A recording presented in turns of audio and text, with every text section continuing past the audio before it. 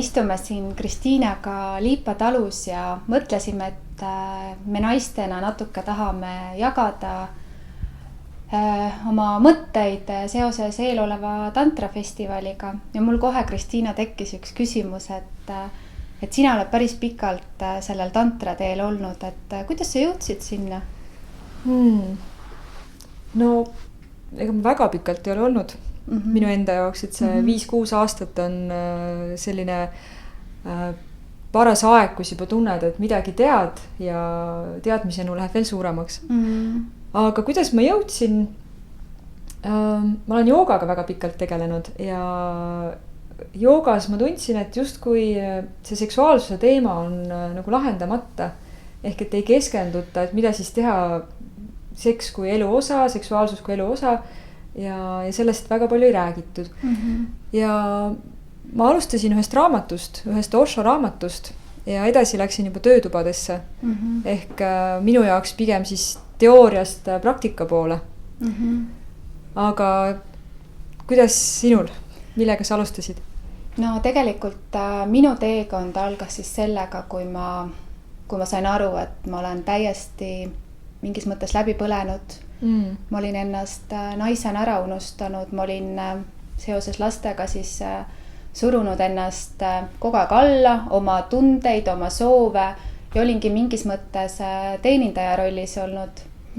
Ja ma põlesin läbi. Ja kui see juhtus minuga, siis ma sain ka aru tegelikult, et nüüd ma pean ennast kätte võtma. Aga miks sa tantra valisid just? Nii palju võimalusi. Ja just. Tegelikult ma olin samamoodi hästi pikalt tegelenud joogaga. Ütleme, ma olen joogaga võib-olla 15 aastat tegelenud.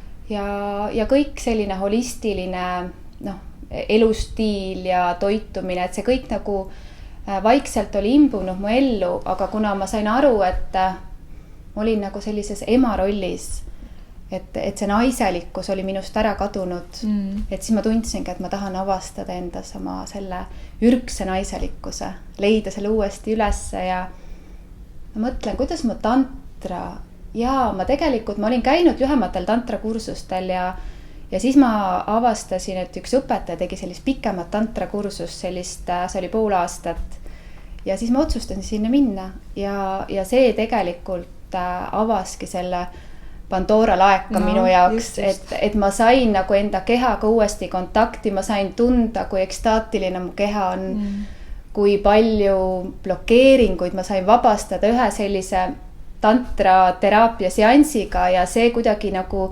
tekitas minust seda isu, et ma tahan seda veel ja veel kogeda. Ja see on hästi loomulikult nüüd läinud ja see teekond on nii põnev ja kui palju seal tegelikult avastad on ja mis veel juba naiste jaoks on oluline see, et kuidas me ennast oleme alla surunud ja seda häbi ja seda süütunnet, et kuidas ma olen seda saanud tegelikult vabastada. Et kui sa sellest nagu lahti saad, et sa saad hakata elama ja nautima seda elu ilma süüd tundmata, et see on hästi ilus ja hästi vabastav olnud mulle naisena.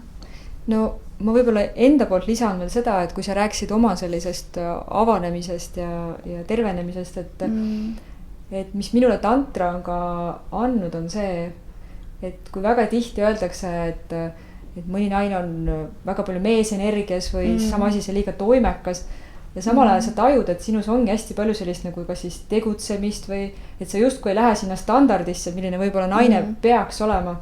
Siis mis mulle tantra juures väga meeldib on see, et öeldakse, et shaktil ehk siis naisenergial on 64 nägu.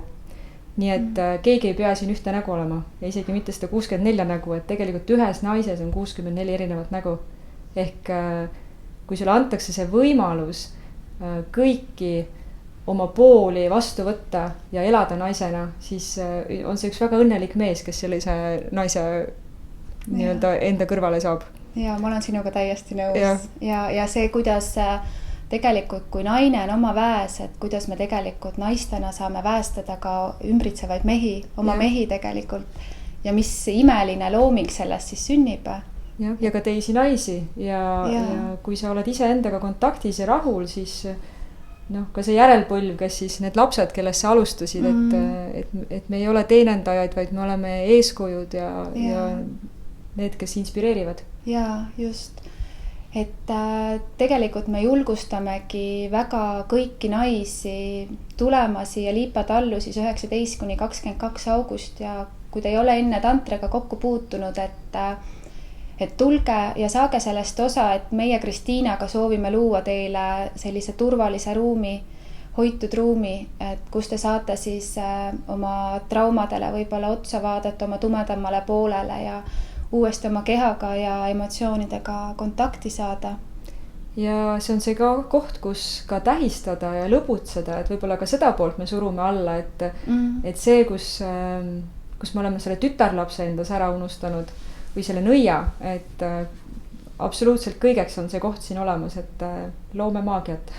Ja nii, et tulge kõik, oodatud on siis kõik inimesed, et paarid, vallalised, sõpruskonnad. Just. Nii, et kõik tulge siia ja kogege seda maagiat koos meiega. Kohtumiseni. 19.–22 august Liipa talus.